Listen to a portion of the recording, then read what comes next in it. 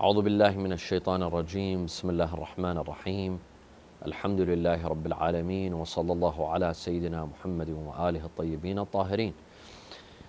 In the last episode, this is the third episode of Introduction to Rijal Studies. In the last episode, we talked about the Akhbari school of thought and their view of Ilm al-Rijal, and how they viewed this, how they viewed Rijal studies as an existential threat to the Shi'i school of thought.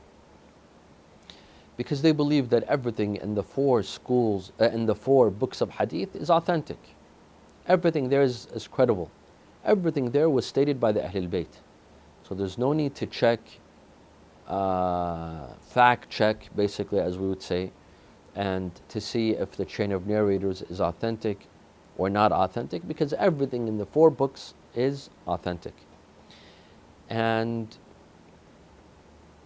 Al-Hurr al-Amili, and we mentioned this in the last episode, Al-Hurr al-Amili, in the last volume of his book Wasa'il al-Shi'a, he mentions 5 proofs and evidence that all the ahadith and narrations in the 4 books of Hadith, Al-Kafi by Al-Shaykh Al-Kulayni, من لا يحضره الفقيه by Shaykh Al-Saduq, Al-Tahdhib and Al-Istibsar by Shaykh Al-Tusi, these 2 books, everything in them is authentic. Everything in them was stated by the Ahlul Bayt. We mentioned one proof and evidence in the previous episode, which was basically that the authors of Al-Usul Al-Arba'mi'ah, the authors of the 4 booklets of Hadith, which were basically the companions of the Imams, they were the authors, and those booklets, they were passed from generation to generation until it reached the 3 authors, the 3 Muhammads, Al-Kulayni, Al-Saduq and Al-Tusi. They took their job very seriously, and they showed what they wrote to the Imams, and the Imams confirmed that these are authentic narrations. And we said that just because they take their job seriously, it doesn't mean that everything in their booklets is authentic. And 2, who said that they showed everything that they wrote to the Imams? Yes, some of them did. For example, Yunus ibn Abd al-Rahman, he had a book called Yawm wa Layla, meaning the acts, the devotional acts and acts of worship for days and nights. He showed it to one of the Imams, I believe Imam Rida. Imam Rida told him, هذا ديني ودين آبائي. This is my religion and the religion of my forefathers, meaning that I confirm everything in this book. Good. This was for Yunus ibn Abd al-Rahman, but this doesn't mean that everyone else did the same. And 3, we need a chain of narrators to the different copies of these booklets. How did Al-Kulayni rely on these booklets? He didn't rely on the original. There were copies that he relied on. And that copy, maybe the original is perfect, but the copy isn't perfect. So we need a chain of narrators so that we may rely on that copy. So this proof, it doesn't prove that everything in the 4 books is authentic. Now, the second proof that Al-Hurr al-Amili mentions in the 30th volume of his book Al-Wasa'il al-Shi'a is that the 3 Muhammads, Al-Muhammadun al-Thalath, Al-Kulayni, Al-Saduq, Al-Tusi, they relied on reliable books. These guys were professionals. They knew what they were doing. And they collected their books from authentic booklets of Hadith. They were masters of the profession. And they themselves, in their introductions, for example, Al-Kulayni, in the introduction to Al-Kafi, he says that I was asked to collect the authentic narrations of Ahlul Bayt, and I did. As-Saduq, in his book, من لا يحضر الفقيه, he says that I was asked to collect ahadith that are sufficient for someone who wants knowledge of fiqh? And I did, and I collected the ahadith that I see them as authentic, and I give my fatwa based upon these narrations.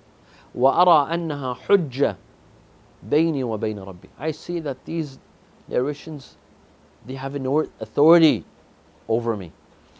I will use them on the Day of Judgment to tell Allah, see, I'm safe because of these narrations. Or Allah will use them against me to say that why didn't you act upon these narrations? They're hujjah.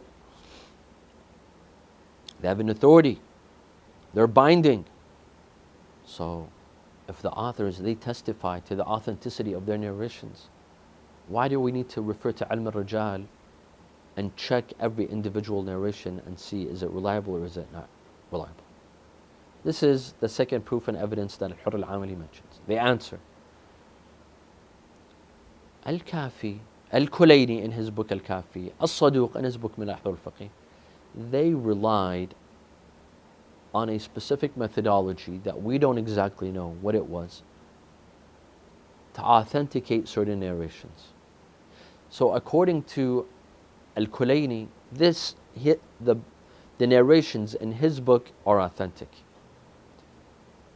based on his methodology. Now, what is his methodology exactly? We don't know. He's just telling us that these narrations are authentic. But when we study those narrations, we see that some of them don't have a strong chain of narrators. Some of them conflict with the Quran. Some of them conflict with one another. His book and Al-Kafi, there are some conflicting narrations. Now, how am I supposed to accept these narrations? What was his methodology? Plus, he's a jurist, he's a scholar with his own methodology. As a scholar, it is my right to question his methodology and to tell him that this hadith is authentic based upon your methodology, but based upon my methodology, it's not. How can I, as a jurist or any other jurist, rely on the methodology of another jurist? According to his ijtihad and understanding, Al-Kulayni, these narrations are authentic. But according to me, how can I follow him? This will become taqleed. And theoretically, we are trying to perform ijtihad. Why do we need ilm al-Rijal? Why are we referring to the narrations? Because I'm trying to perform ijtihad. I'm trying to derive laws according to my understanding. So the narration has to be authentic according to my understanding, and not the understanding of Al-Kulayni. So what if Al-Kulayni deems it as authentic? I'm not performing his taqleed. He's a mujtahid, he performed his ijtihad, and I'm performing my own ijtihad. He has his understanding, and I have my understanding. So even if Al-Kulayni or As-Saduq, they say that everything in our books are authentic, it's authentic based according to their understanding, based on their understanding and on their methodology, and not necessarily on mine. And maybe if I saw their methodology, I wouldn't accept it. Just like today, the different maraja' and jurists. Do they accept each other's methodology? Not necessarily. Some of their methodology is the same, and there are others, they're different. That's why you have different fatwas on different issues, because their methodology is different. If all of them, their methodology was the same, they'd all have the same fatwas. So how can I rely on the methodology of someone else? I have to refer to ilm al-Rijal to test this narration, to see how authentic is it. Is it authentic or is it not authentic? While we know that the Imams, they told us to take narrations from authentic, from credible sources. In one hadith by Imam al-Hadi, he was asked, someone asked him, who should I rely on? Who should I take my knowledge of religion from? He told him, Al-Amri, Thiqati. Al-Amri is a reliable source, refer to him. Meaning that anyone who's reliable, you may refer to him to take your knowledge from him. Take your narrations from someone reliable. This is a fact. that I can rely on a reliable source. And someone who's not reliable, I can't rely on. Now, Al-Kafi, he narrates narrations. Some of them have a credible chain of narrators, and some of them don't. The ones that are credible, I could take. But the ones that don't have a credible chain of narrators, how can I accept them? Just because Al-Kulayni claims they are authentic, but when I look at the chain of narrators, some of them are not authentic. Some of them are not credible. How can I rely on them? So this is 2. 3, Al-Hurr al-Amili says that the Ahl al-Bayt, they were so compassionate towards the Shia that they made sure their companions record their narrations, write their narrations.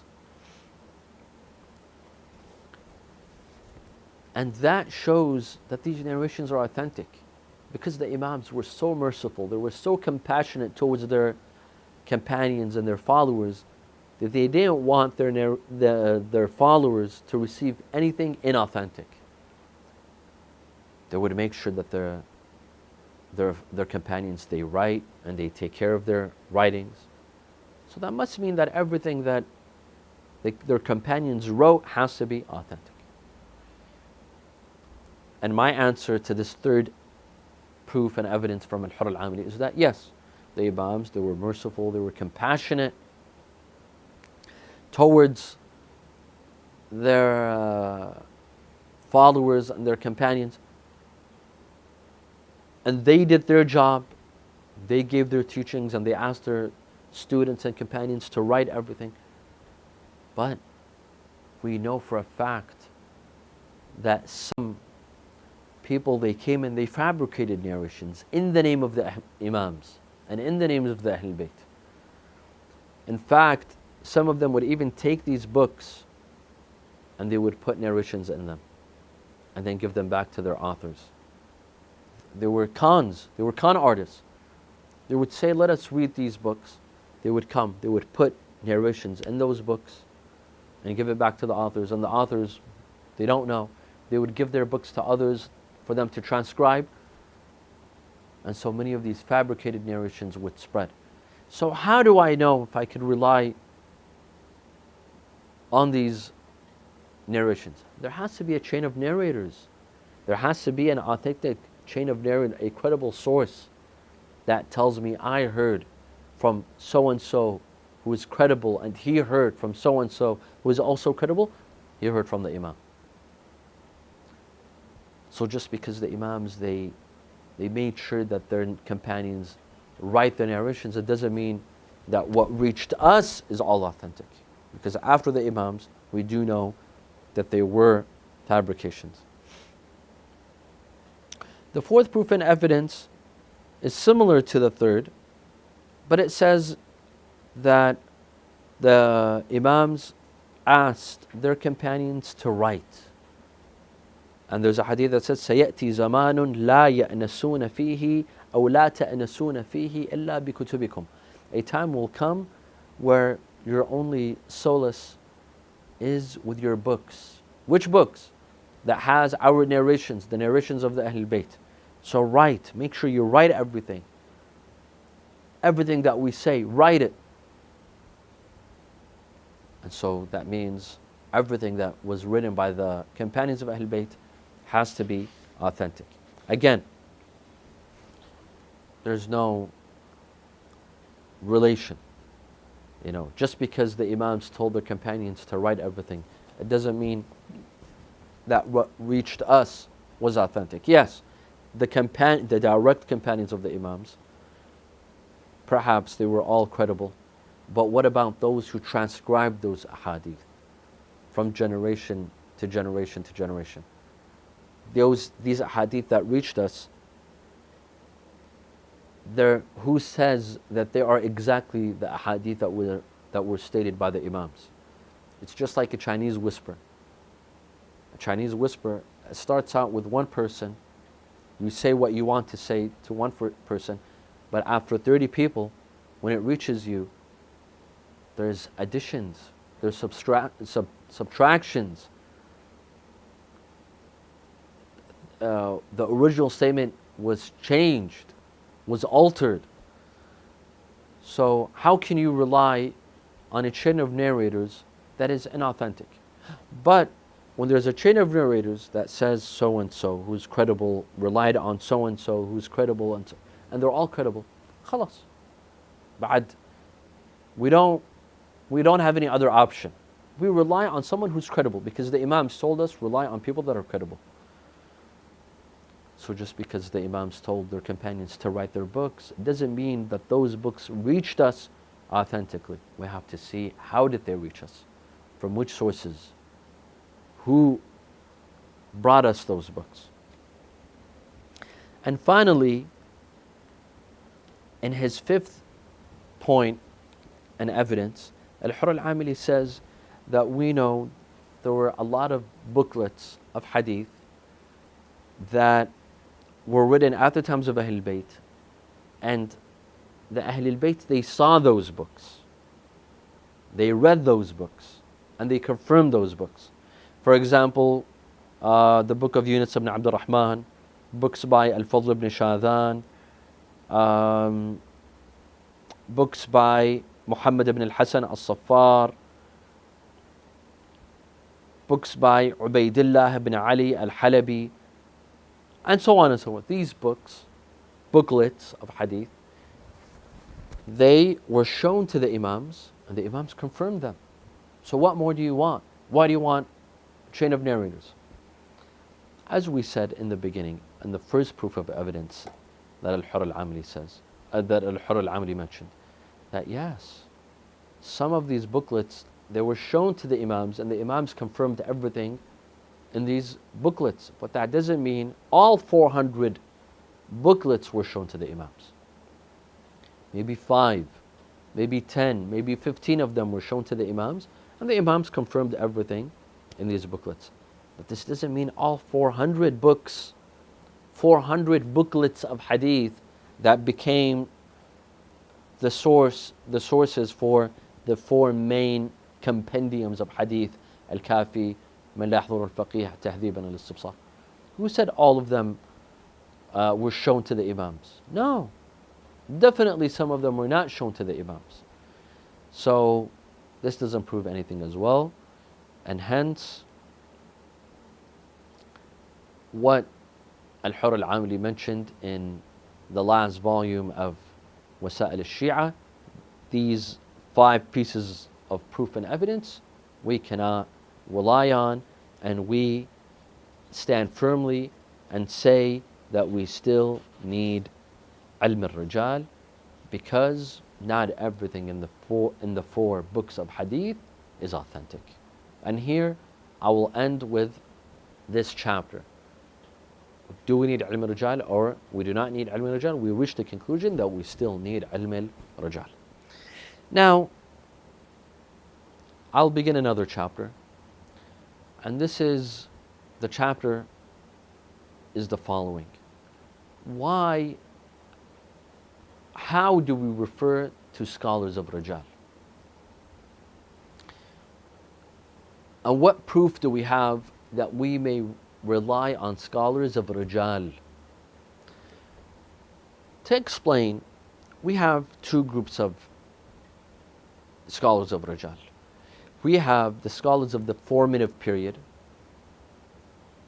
that came at the beginning of Al-Ghaybat al-Kubra. These scholars include Al-Kishi, who has a book on Rijal, Al-Tusi, Al-Najashi, Al-Barqi, Ibn al-Ghadairi. These were scholars of Rijal in the formative period that have books on Rijal. Basically, you'll find they're very small books.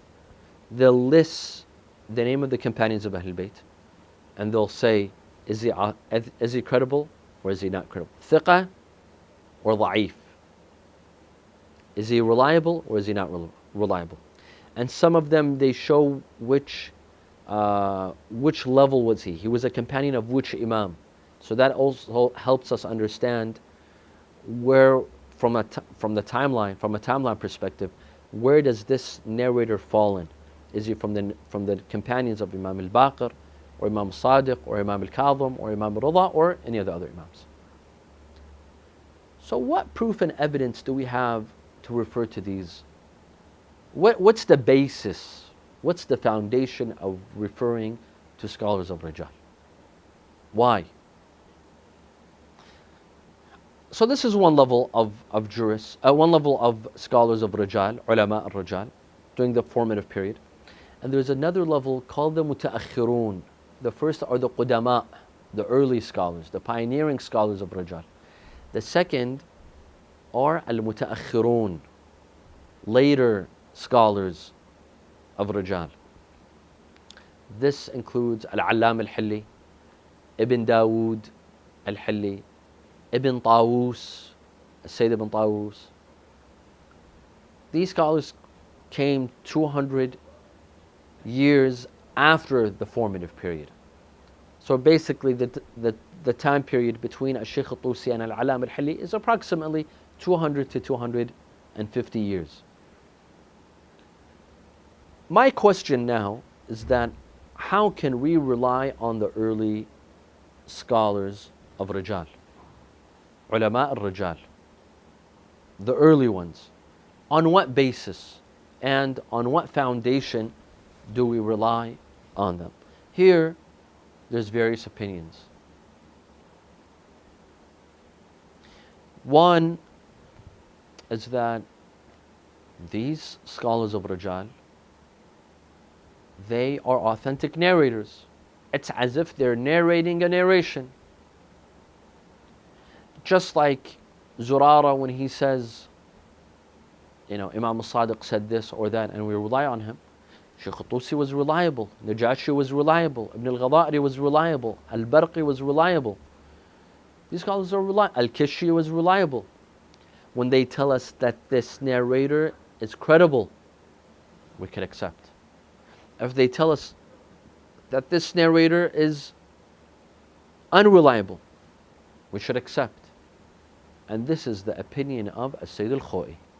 As-Sayyid al-Khoi says that the same proof and evidence that we had for accepting a narration, Hujjiyat Khabar al-Wahid, we will use here to refer to scholars of Rijal. Scholars of Rijal are authentic and credible sources. We may refer to them when they tell us if so-and-so narrator is credible, or so-and-so narrator is not credible. And this is the view of Sayyid al-Khoi. But there is one problem. Or it's not really a problem, because Sayyid al-Khoi accepts this.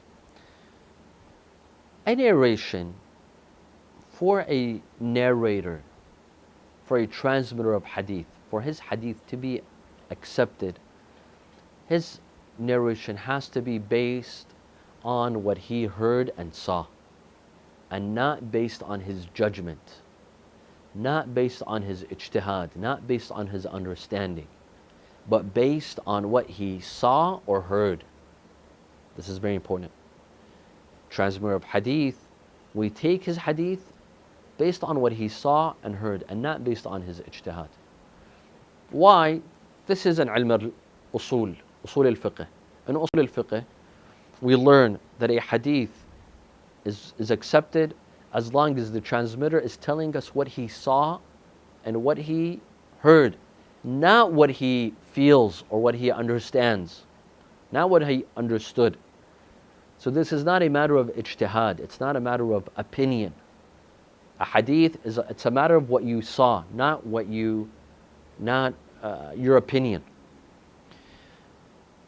So when it comes to ilm al-Rijal, it has to be the same. A Rijali, a scholar of Rijal, when he tells us this person's reliable and that person is not reliable, he has to tell us based on what he saw and what he heard, not based on his opinion of this Rijali, and not based on his opinion of this narrator and transmitter. For example, if Shaykh al-Tusi tells us this person's weak, that means he either heard or saw that narrator, or it came down to him from a reliable source, but that person's unreliable. We cannot rely on a Shaykh Tusi if it's his opinion, if it's his judgment that this person is reliable. Why? Because, for example, he read his narrations and he discovered that his narrations do not conform to the Quran, and so he deems them as unreliable. No, that becomes an opinion. Based on this first theory, the first basis on why we refer to scholars of Rijal is that he's a reliable narrator and he's telling us that this person's unreliable. That has to rely on what he saw and what he heard, based on his senses, not based on his opinion. So if it's based on his opinion, we can't rely on him. This is important because we will need this later on, inshallah, when we discuss whether we could rely on the later scholars of Rijal, like Al-Alam al-Hilli, Ibn Dawood al-Hilli, Ibn Tawus. After we finish discussing the early scholars of Rijal and why we rely on them, we will discuss the later jurists of Rijal and whether we can rely on them. There, Sayyid al-Khoi will tell us we can't rely on them. Why? Because they are not authenticating the narrators based on what they heard and saw, but based on their opinion, based on their judgment, based on their ijtihad. So this is important, and we will need this later on. So this is the first theory. The first theory of why we refer, this is the first basis, or the first opinion, on why we refer to scholars of Rijal, the early scholars of Rijal, because they are authentic narrators telling us that this person is reliable and that person is not reliable. And again, this is the opinion of Sayyid al-Khoi. Two, the second theory or the second opinion of why we refer to scholars of Rijal is that this is a testimony, a shahada or bayyina. Al-Tusi is testifying to the credibility of that scholar, of this narrator or that narrator. Najashi is testifying. This is a testimony. It's not a narration. While the first theory was telling us this is merely a narration, khabar al-wahid. Tusi is merely narrating to us the authenticity of this narrator or that narrator. But the second theory is telling us this is a testimony. It's just like standing in court and giving a testimony, being a witness, witnessing that this person is reliable or that person is not reliable. Shahada, bayyina. And this too is the opinion of Sayyid al-Khoi. Sayyid al-Khoi has two opinions. He says that the view of a Rijali scholar, why do we refer to a Rijali scholar? He's either narrating to us or he's testifying to the credibility or lack thereof of certain narrators. But there's one problem, again, with this theory, and that is in a testimony, in a shahada, when you stand in court, and in an Islamic legal court, the witness has to have certain qualities. Number one, he has to be a man, a male witness. Or one male witness is equivalent to female witnesses. So, number one, masculinity. Two, he has to be alive. You cannot rely on a dead witness. A testimony has to be someone who's alive. Three, he has to be adil. He has to be religious. You cannot rely on the testimony of someone who's not religious. Now, that's not a problem when it comes to Al-Tusi and Al-Najashi, who are the main scholars of Rijal. They're both male and they're both religious, but they're not alive. So how can we rely on what they say based upon a testimony? But some said, no, this is not really a problem, because what we mean by a testimony is not an actual literal testimony in court. It's a testimony when you sit and say, this person's a really good person. I think you should work with this person. I think you should hire this person. Or if someone comes and asks for the hand of your daughter, you tell them, I think you should give your daughter to this person. That's a testimony. It's not an actual testimony in court, but it's a form of testimony. So you don't have to be a male, you could be a female. You don't even have to be religious. As long as that person does not lie, he doesn't have to be religious. He doesn't necessarily have to pray, but he doesn't lie. You could still rely on him. This is the second theory on why we refer to a Rijali scholar. This is the second theory on the basis for referring to a Rijali scholar. As for the third, we will mention in the fourth episode, the coming episode, inshaAllah. Walhamdulillahi Rabbil Alameen wa sallallahu ala Muhammadin wa alihi at-tahirin.